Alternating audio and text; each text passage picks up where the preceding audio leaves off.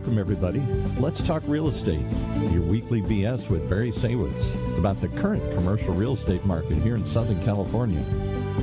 As we take a no BS look at both sides of the issues driving this market today to find the best solutions going forward. With our man right in the middle, it's Barry Saywitz. Hey, Barry.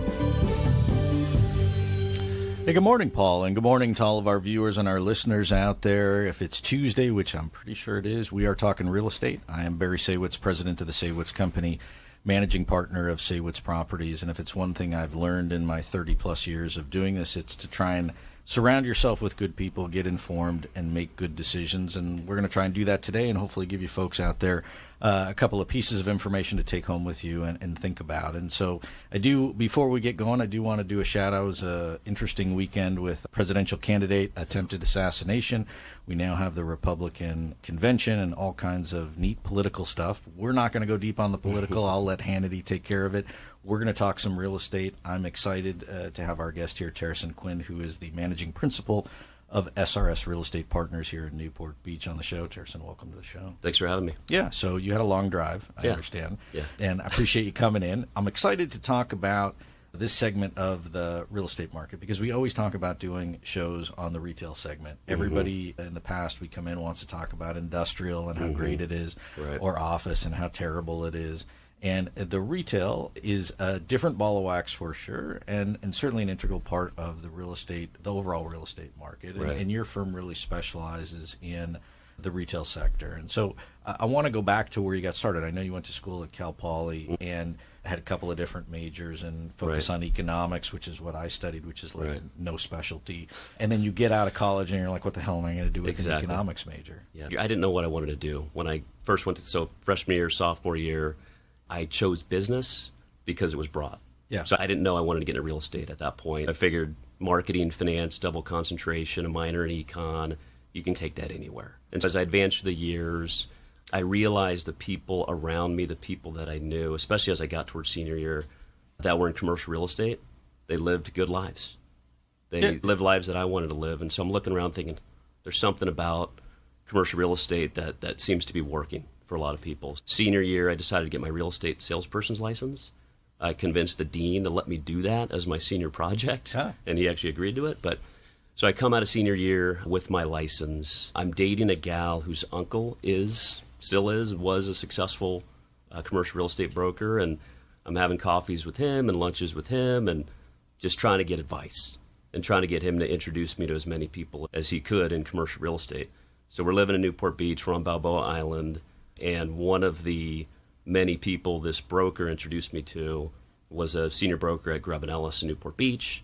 He specialized in retail, and he offered me a runnership. And so this is going back to February of 2007. Yeah. And sir, for people out there who don't know the definition of runnership, this is you do whatever somebody tells you to do and typically do not get paid. You're figuratively and literally running documents from one place to the next. Yeah. It's like a glorified internship. And so hopefully you're not running to the cleaners in the grocery store. And you're actually some of the guys did. They may have. I did an internship at Grubb & Ellis, so I went to the grocery store. Yeah, a lot of us came out of Grubb.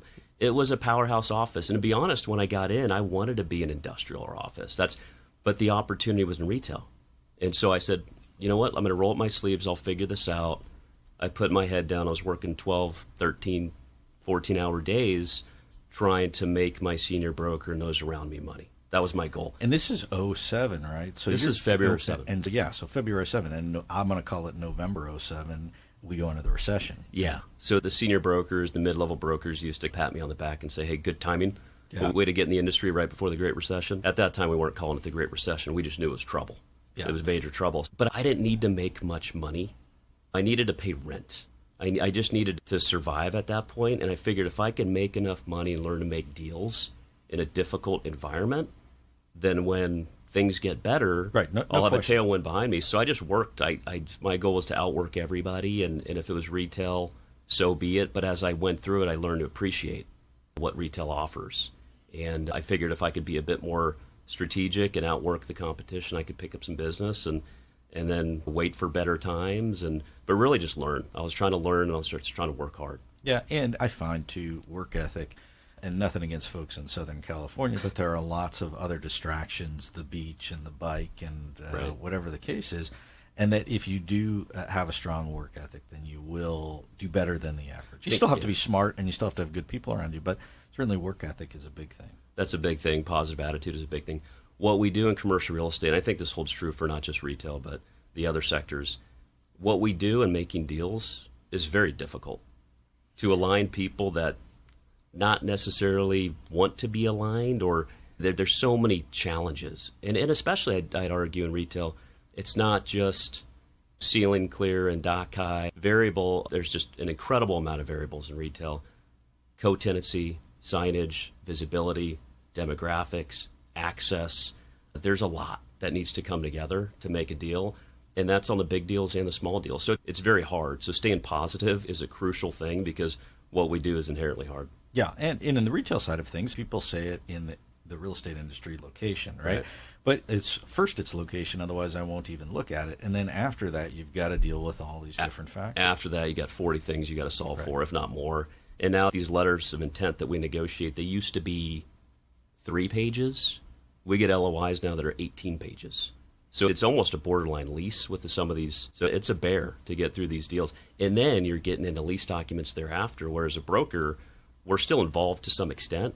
I don't get involved in legalese. I don't want to. I'm not a trained attorney. But inevitably, we get pulled back into leases, conference calls, discussions, solving problems. So that's all part of it, too. Yeah. So you're good. Make it through the recession. You still survive, right? Yeah. I tell people I used to be 6'2", and then after the recession, it was all downhill. And now the market comes back, and things are getting built, and everything's good. Nobody's really complaining. And then we hit COVID, and then the world goes to hell in a handbag, and then the retail is basically shut down, and no one knows what to do. Yeah, we were just, I think everyone at that time was just trying to figure out what was going to happen. We were all at home. And in hindsight being 2020, it was an amazing time. I had a young child at home. We had a baby at home. So it was an amazing time to be there with the family. But from a business sense, we were all terrified. When the headlines were retail is permanently changed. Yeah. The demand is going to be permanently lower. And looking back at that era, yeah, there was a lot of fear. But then as the weeks went by, the months went by, we started working on some transactions. And a lot of it, too, was just trying to keep the clients comfortable. Yeah, because and they were them from terrified. going out of Right? business. They had all their bills to pay, and it was all abatement and deferment, and how do you solve for that, and stuff that doesn't make you money. So we were working on a lot of stuff that was more client-driven, that wasn't necessarily generating revenue. But we knew eventually it was going to come back. It just came back a lot quicker than I anticipated. Retail did. Yeah. And it came back now. We're at a point where retail has come back much more successfully than office space, for example. Our vacancy in Orange County retail is less than 5%. In LA, it's less than 6%, 5.5%. Inland Empire, it's less than 6%, believe it or not. Vacancy is incredibly low in retail. Retail bounced back, and it bounced back quicker, and it bounced back with uses you want to anticipate. For example, entertainment. Entertainment boomed following COVID. There was a bunch of pent-up demand, come to find out, from people that were locked down in their houses and unable to socialize and be around other people. And now you see this emergence, not just like the Dave & Buster's and the Round Ones of the world that are super active, but this new competitive socializing space where couple a fun activity like shuffleboard or mini golf or darts, axe throwing centered around a bar, and people are wanting to be around other people and have fun. And do an environment where you can compete with something silly or whatever it is, but they're having fun. And I think a lot of that was born out of that pent-up demand from COVID. Back during those months in 2020 and 2021, I don't think any of us anticipated the emergence of things like that, and people wanting to be around each other. A lot of us were thinking that this social distancing thing could be semi-permanent, like to some extent. Oh yeah, we had personal trainer asking if they could take their weights out in the parking lot and just do classes out in the parking lot. We had people cutting hair in the parking lot.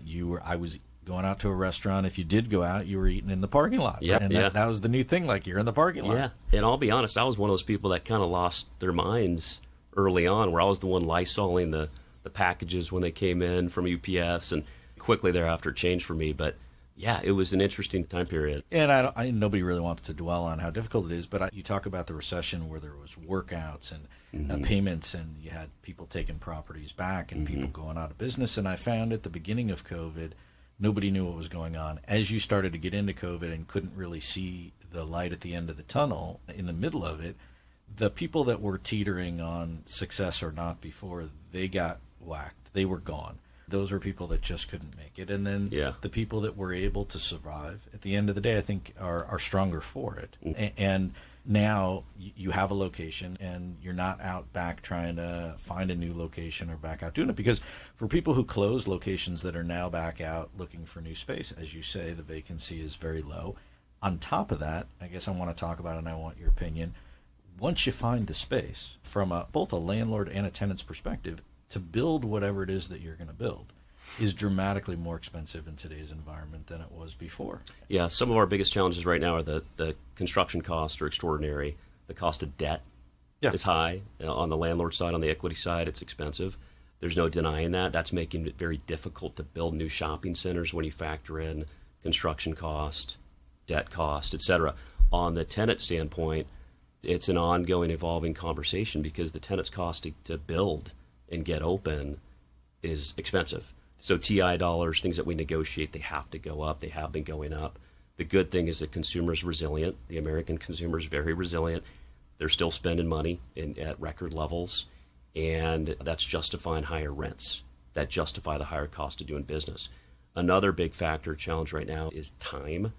That the time needed to get CUPs, conditional use permits, entitlements, building permits, and actually get to the point where you can build a store, build a tenant improvement, they're longer than they've ever been. Yeah. The time, and is that a result of the cities being overloaded and not having the staff to get it processed, or is that a result of the fact that it's just the whole start to finish of coming up with the concept takes longer than it used to? I think the cities are under-resourced is what it feels like. It depends on the city, but they seem under-resourced. They don't seem as efficient as I'd love to see. And again, there's some cities that move expeditiously and they're more pro-business, and there's some that aren't. And if you're in a city that's not, it's a disincentive to do business in that city. So I've got clients that are specifically targeting pro-business areas that they want to develop in for those reasons. So I think it's a combination of things, the length of time, the difficulties, the regulations doing business. And I don't do that much business in other states, so it's hard for me to say relative to what. But it's a burden to get these uses to the finish line. And it comes back to negotiating timelines on things like rent commencement. When a landlord, for example, is looking to give a tenant 6 months from lease execution before rent starts, and the tenant's sitting there going, it's going to take me 6 to 9 months to get entitled and permitted before I start my fixturization, which is another 6 months. So it's killing some deals right out of the gates, and it's something we're trying to navigate through because the timelines are extraordinary. We're just doing our best through it, doing our best to educate people, to get landlords and tenants as much information as they can. And more than ever now, we're interfacing with these cities too as brokers. We're calling economic development, we're calling planning, we're saying, hey, what can we do, what can you do, how do we help each other? Because the time hurts both sides, right? It hurts landlord and tenant. In the cities, retail's their lifeblood. There's all these, for example, industrial developers out there buying up all kinds of land. This is especially big in the Inland Empire. They're paying top dollar for this land. They're building these 1 million+ square foot warehouses. The cities, and I'm paraphrasing, they say, okay, we'll let you do that. Build us a shopping center. Yeah. They need retail. They need the revenue. They're incentivized. They want to get things done. And I'm not trying to throw every city planner under the bus right now. It's not what I'm trying to do. But we're trying to work with them more now than ever to understand our business and how tenants are looking at things and how it really is a partnership. Landlords and tenants, that's a partnership. The city's a partner. And how do we get everybody together to get things done? And I feel there is demand for retail. As you say, the vacancy is low. So if you are able to build something, you've got something that has value because it's new, right? And people want to be there and you have some pent up demand. And I feel like the combination of limited new product combined with limited renovations and retooling of centers. People talk about the Westminster Mall or the Laguna Hills Mall. Those are large-scale developments that are getting completely repurposed. But your average neighborhood center, shopping center, strip center, that's not going to tilt the needle in terms of vacancy in the overall market. And those are good opportunities for people who want to be in those locations. So we do a lot of leasing power centers, lifestyle centers. We lease a large enclosed mall. We lease a lot of neighborhood grocery-anchored centers and well-located pads. So we see a pretty wide gamut. We represent 10 million square feet of GLA in Southern California as a team. The grocery-anchored centers, the occupancy is through the moon. The rents are all-time high. You get spaces back. You usually get an offer or multiple offers on these spaces for the right shopping center. The two projects you just mentioned, those are larger enclosed malls, or were, that have had serious failure. Retail is very category specific. So the sector that has struggled the most of recent are enclosed malls. And I think what's happening now and what's going to continue to happen is they just right-size those projects. Westminster Mall Shop Off is doing that deal, and they're adding a ton of residential and other mixed uses, and they'll just inevitably shrink some of that stuff. So those projects will adapt. And that's also shrinking the inventory as a whole in Southern California. Retail. And you make it a more desirable place for that retail to be because you're surrounded by all this residential. Live, work, play. That's going to continue to happen. Cities are pushing a lot of mixed use. They're pushing a lot of retail ground floor of these mixed use projects. And a lot of cases it makes sense. In a lot of cases it doesn't. Sometimes they're forcing mixed use ground floor retail where it shouldn't be, to be honest. But one of our bigger issues right now is interest rates being as high as they've been. They've really impacted developers, merchant developers, on their ability to build new shopping centers. So I'm hopeful that in the near future rates will come down, and that'll be one of the tools, one of the mechanisms to get these merchant developers back out and justifying these new projects. We need more inventory. And as a broker that represents a lot of legacy landlords, institutional and private, that own good existing product that are like excited, it's difficult to build new, and I get that. It just, to me, it's a healthier balance if we've got new product, new inventory, new activity coming into the market, in addition to all this existing Class A and Class B product that's out there. And do you find that there's a lot of these developers and owners that are getting ready, that have the plans that are ready to go, but then basically just not pulling the trigger? Yeah, they're out there doing their thing. They're out there negotiating with tenants. They're getting leases near signature or even beyond signature, and then they're getting the numbers in. And they go, this doesn't make sense. I've got clients retrading, renegotiating leases post-lease execution, saying, sorry, guys, I don't want to do this to you. I especially don't want to hurt our relationship, but I can't build this shopping center unless I get a bit more rent. Yeah. It's just because part of this, too, is as rates have climbed, cap rates have also climbed. That was my next question, right? So you have high interest rates, but then the cap rates really have not moved commensurate with the interest rate. They've climbed to an extent. You still have a negative leverage situation in a lot of cases, especially with single tenant, meaning your cost of debt is greater than your cap rate. For folks out there that are listening, if I got to go borrow money at, pick a number, 7.5%, and I have a cap rate of 5%, negative leverage, I'm losing money. Right. And so how does that dog hunt? That's a tough deal. I think so. That's the balance has been getting a little more equitable of late, but you're still in a negative leverage situation. To me, it's opportunity knocks for the institutional and private investors that have a lot of cash. I think they're going to make a lot of money over the next 3 years, 4 years, 5 years. The groups that are highly levered or need more leverage, they're on the sidelines right now, and they're going to be for a while. And the syndications, it's very difficult. The syndications, the merchants, those guys are hurting right now. Not all of them, but in general. They're hurting, and then they're also not able to put new deals together because it doesn't depend. And they're getting dinged from all these different angles. So the cost of debt's hitting them up front. The high construction costs are hitting them up front. The cap rates climbing are hitting them on the back end, and the cap rates are blurry. So you're building to, what is it, a 5 cap, a 6 cap? They don't even know. It's impossible to know because back to time, it's taken 2, 3, 4, 5 years to build these things. Yeah. So what's the cap rate? And so the uncertainty and the blurriness is a problem with getting new product built and out in the market. As rates come down, that's going to add more certainty. So it's going to lessen the cost up front. It's going to add the certainty on the back end.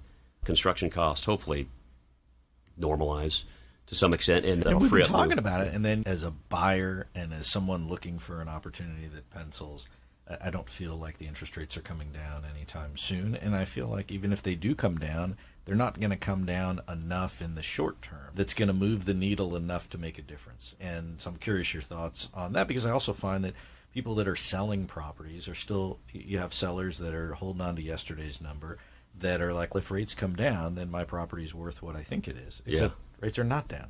I studied economics in college, but I'm not an economist, so I always hesitate. I just caveat my answer with that. I have no idea if they come down. But my general expectation is, well, and this is a changing conversation right now too, because a lot of people are talking about, hey, maybe we just hit a soft landing. Maybe there isn't a big recession looming. Who knows? But if that's the case, then yeah, they're going to stay higher for longer because there's less pain in the market. They're still trying to balance out inflation. But if you listen to Powell last week, he's saying we can't keep them too high for too long, suggesting they're going to come down here in the near future. Selfishly, as a pro-growth, pro-business capitalist, I want them to come down sooner than later. Of course. But we'll see what happens. And but in the meantime, we just got to keep slugging through and keep fighting. And we're still going to have a good year this year. It's grindy out there. It's really grindy to get deals done, and it's taking forever to get things done. But we are going to have a great year as an office on the owner side, the tenant rep side, the sales side. They're fighting through it. I think a lot of investment sales, capital markets brokers they're definitely feeling the pinch. They're definitely feeling the pain. But our group's going to have a relatively good year this year, and that's been good to see because they're navigating some tough waters right now. Of course. So let's talk about the sales side for a second. Who are the buyers in today's market? Are the institutional guys out there really buying? And who are the sellers? Is it really people that have to sell? And for whatever reason there is, who are the people that you're seeing? So they're both out there. And just so you know, Barry, I run the owner services team for Southern California. So our team does about 100 to 110 leases a year. We sell, and this is just the owner services team, 4 to 6 vacant buildings and land a year. We have a capital markets team that sells over $3 billion a year in volume. So their volume is out of control. And I'd rather those guys answer that question than me. But the answer is yes. Institutional and private money's out there. I think they're just trying to figure out internally where to place money, right? And at what return. Everybody's looking for the trophy.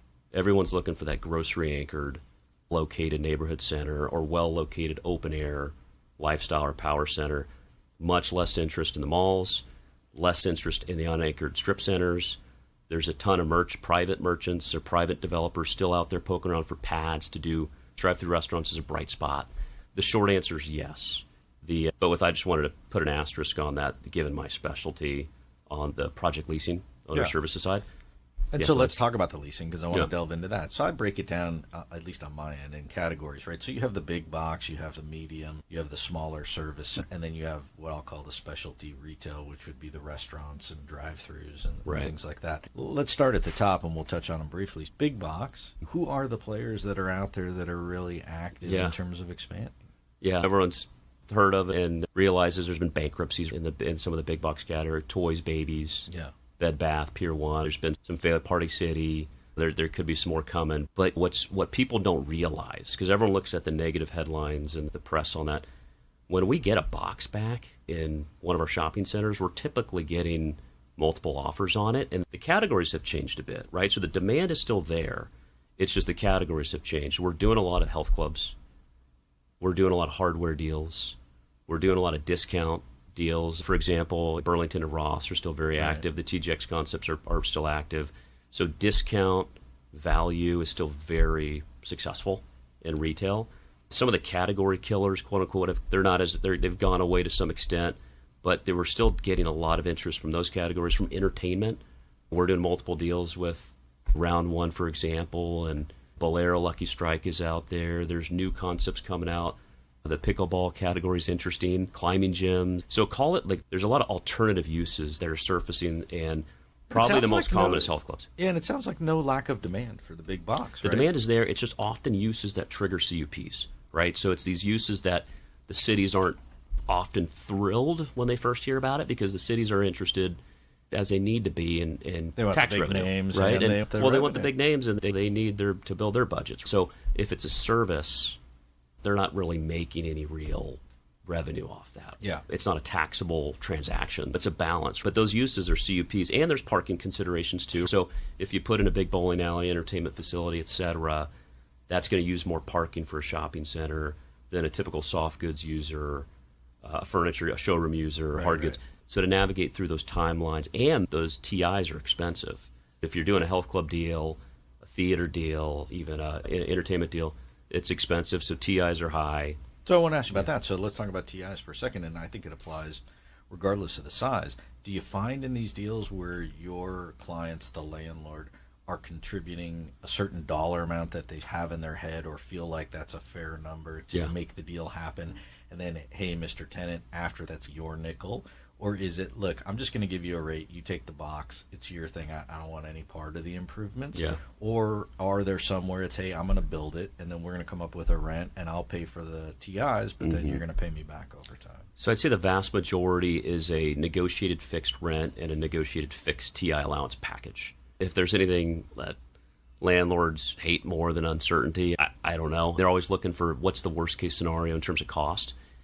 We are doing a couple turnkey deals, meaning the landlord is going to build out the tenant's fixtures and bring it to quote-unquote turnkey condition, but that's very unusual. Yeah, and it seems like it would happen more on a smaller space because the exposure is not as bad. It's usually, the ones we're doing now are junior box and box size, but it's national corporate credit, and it's a deal the landlords very much want to make. But on 95% of these transactions, it's a fixed known amount, and if it's national credit, it's paid off in installments based on the tenant hitting certain gates in terms of completion of construction and when they open and things of that nature.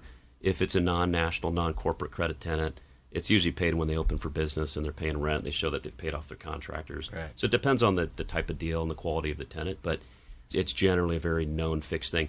If it's a less sophisticated tenant, a shop tenant, a mom and pop, a local group, a lot of those deals, it's like, hey, I'll do it, but I'm not going to give any TI allowance. And so we've seen a lot of that. I'll give you some free rent. Here's the space.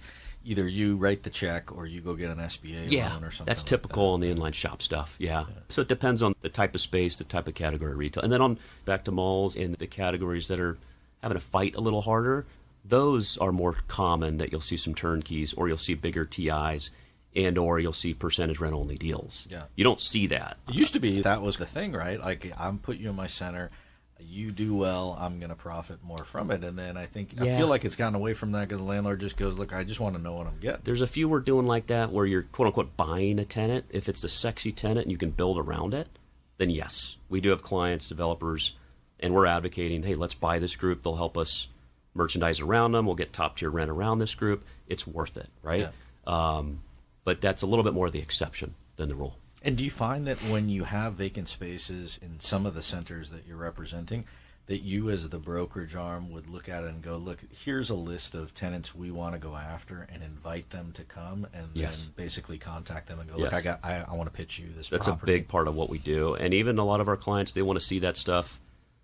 They want to see it as exhaustive as they can up front, even during a pitch. And it's a balance, right? You don't want to go through all that stuff from A to Z before you win the business, but you have to do it to a certain extent. At least show categories and some exemplary. Right, you can't tell, hey, I got this. You don't want to, give away all your cards. Because it's a lot of time, money, and energy to build all that stuff thereafter. So usually, once we get an assignment, we build the void. We come up with the list. Here's the top, depending on the asset, right? Here's the top 10 or top 50 tenants we need to hit. And then that's the rifle approach, right? So you're making calls, you're setting the package, you're following up with that particular group or groups. Right. And then there's a shotgun approach, which everybody does, which is signs, blast, listing services, things of that nature. But we probably get most of our deals done through the rifle approach. We still get a good amount of people calling in, and because you get a certain critical mass of listings and you're getting calls and inquiries, hey, what do you have for this requirement? What do you have for that requirement? And then we're just trying to match where it makes sense. And do you find that on the smaller stuff, the inline stuff, the sort of 1 to 5,000 square foot tenants, that there is still good activity? I feel, at least with the properties that we have, we get good activity on it. Some of the uses are wacky and may not fit with what you're trying to do, and some of the credit is shaky, and you really got to be careful about what you're putting in around your other tenants. Yeah. But it seems like there are people out there scuttling around looking for space. There's a ton, and a lot of that in that size range is quick serve restaurant, it's fitness, it's personal services, beauty services, health and wellness. It's a lot of that. Med spas. It's not as much like boutiques. There's definitely some, but they like to be around each other, those types of groups. So it's a lot of stuff that you see in a lot of typical strip centers and grocery anchored centers and whatnot. So yeah, we still do a lot of that.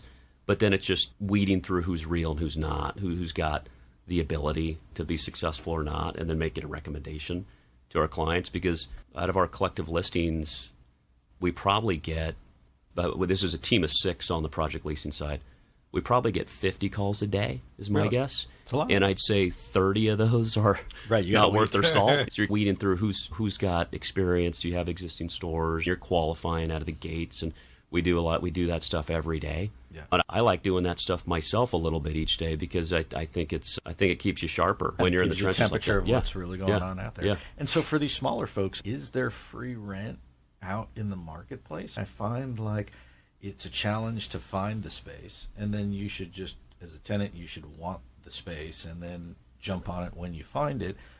Meanwhile, we get the calls and the guy says, hey, I want 6 months of free rent. You're like, not on that space. And so I realize it's case by case and it really depends, but the trend, I'm curious your thoughts from a landlord's perspective.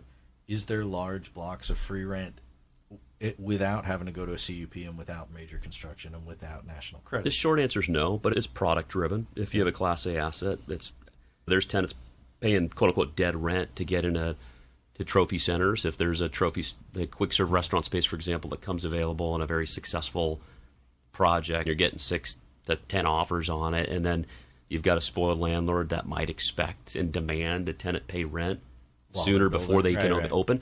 But I'd say 90% of our deals we negotiate, you're negotiating a reasonable amount of time for the tenant to get open. Yeah. Because the bugaboo is tenants paying rent before they're open. That's always a struggle. Tenants struggle with that. It's an ongoing conversation right now because it's taking longer for these tenants to get open. Landlords don't like how long it's taking, and they're trying to press rent commencement forward and say, no, you just got to work quicker and push your contractor and architect quicker. It doesn't always work that way. So there's a balance there. The short answer to your question is no.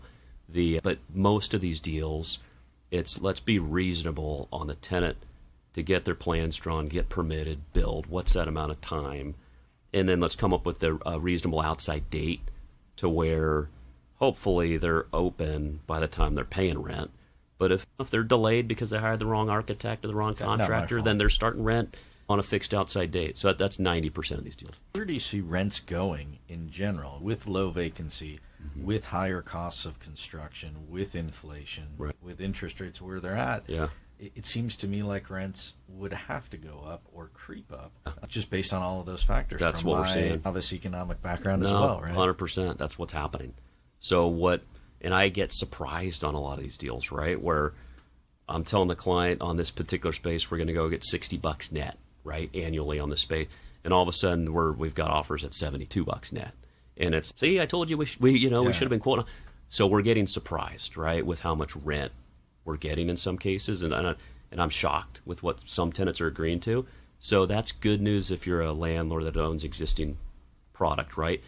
But we're at this weird intersection, in my opinion, where you can push a tenant to agree to rent that maybe they shouldn't. If they can't pay it, it doesn't do you any good. So in this inflationary environment, if these tenants aren't doing 10% more sales this year to date from last year, they're probably going backwards on profit. Yeah.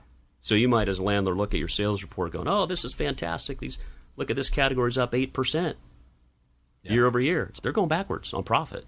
Again, it's a partnership. And as a landlord, you want to get top dollar. You want to maximize the value of your real estate. But if you're dealing with a viable business for your center, I think you also want to be reasonable too, because you don't want to put a tenant in a position where they might agree to something and then you're dealing with vacancy 2 years down the line. Because vacancy is cost, right? It's downtime. It's more TI allowance on the back end on the next deal. It's more leasing commissions, which, hey, it's great for me. If we put in a tenant that fails 2-3 years from now and we're good, that's fine. But hey, this is a viable business. This is a good operator. Let's do this deal at such and such rent. They can survive at this rent. So that's another conversation right now, because to your point, vacancy is low, inventory. I don't see any new tranche of inventory coming out in the near future, mid-future even. So what do you do with your existing product if you have good shopping centers? You maximize rent, but you do it with a good merchandising mix, a reasonable occupancy cost, that you're going for the right operators. I think it comes back to landing the right operators that know what they're doing, even more so in some cases than the right credit. Credit's obviously it's huge, right? But you're banking on the success of that business. Yeah, right? and I always lean into the operator. You're not successful. Right. Yeah. Look at past success, sales per foot. How successful is this group? What kind of customer are they bringing in? Because that just leads to more energy and more merchandising around your center. Yeah. So it's a big thing. I agree.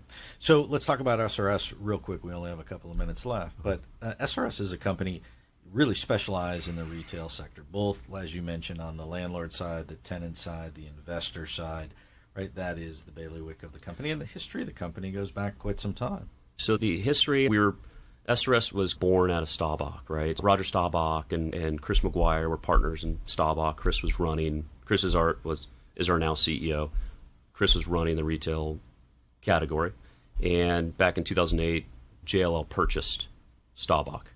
At that time, and I'm going to paraphrase and interpret what I know in this, Chris wanted to retain, what he was building, right, on the retail side. Yeah. So SRS was born out of that and separated from Staubach, as Staubach was acquired by JLL. Yeah. This is back in 2008, I believe. And then it was putting best-in-class retail brokers around the country in the major markets that would build and grow these offices. You'd connect it in terms of accounts. And it was tenant rep focused, it was tenant rep driven, as Staubach was with office and everything else.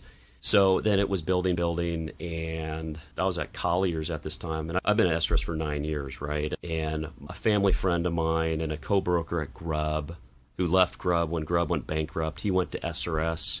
I went to Colliers with my team.